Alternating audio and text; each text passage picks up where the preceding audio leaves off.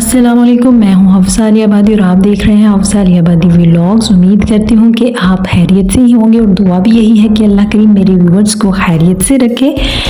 और गाइस, आज मैं जाने वाली हूं अपनी अम्मी के घर और मेरी एक्साइटमेंट जो है वो मेरे बयान से बाहर है। मेरी खुशी तो मैं बयान कर ही नहीं सकती किस कदर मैं खुश हूँ अम्मी के घर जाने के लिए। और ये जो खुशी है ये मैं ही क्या, जितनी भी मैरिड लड़कियाँ वो जानती होंगी कि अम्मी के घर जाने की खुशी भी अजीब ही होती है। और स्पेशली उनके लिए जिनके ओवरसीज़ हबी हैं और वो अपने ससुराल में अकेली रहती हैं अपने हस्बैंड के बगैर, जब उनको अपनी अम्मी के घर जाना होता है तो उनकी एक्साइटमेंट तो वैसे ही पीक पर होती है।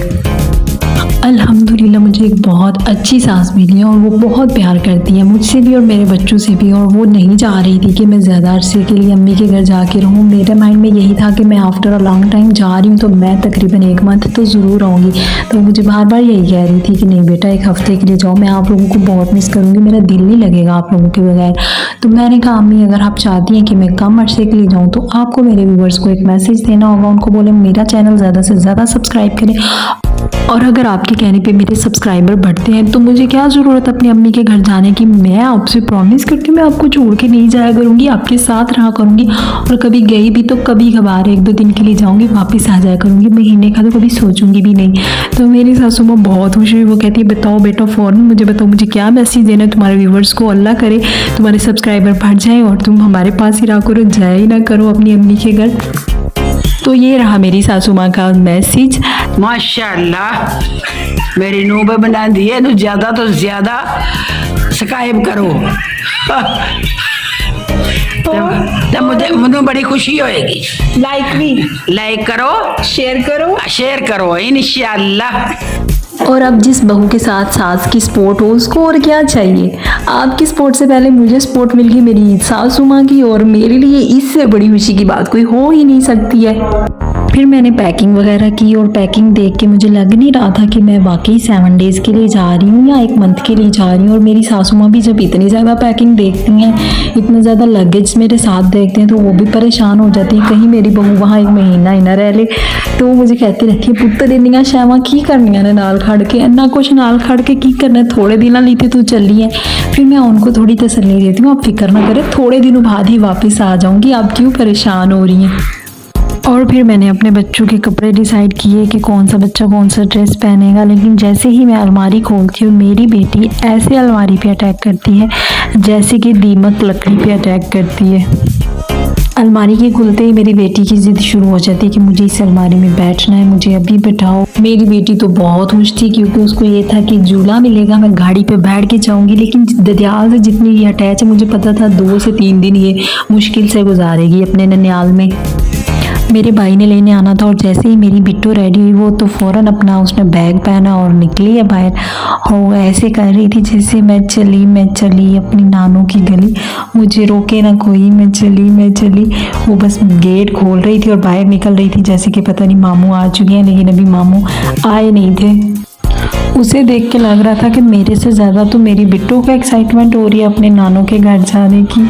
लेकिन ये एक्साइटमेंट जो है ना बस थोड़े अरसे के लिए ही रहती है इसकी, क्योंकि ये बहुत ज़्यादा अटैच है अपने ददियाल के साथ। फाइनली इंतज़ार की घड़ियाँ ख़त्म हुई और मेरा भाई आ ही गया। और आते हुए वो अपने कपड़ों को सेट वेट कर रहा था, आखिरकार बहन के ससुराल जा रहा है और अच्छा तो नहीं लगता कपड़ों में सिलवटें पड़ी हों। और क्या बोलेंगे मेरे ससुराल वाले कि चज्ज के कपड़े भी नहीं पहन के आया, ना अच्छे से प्रेस किए हैं। तो वो ये चीज़ें सोच रहा था शायद इस वजह से।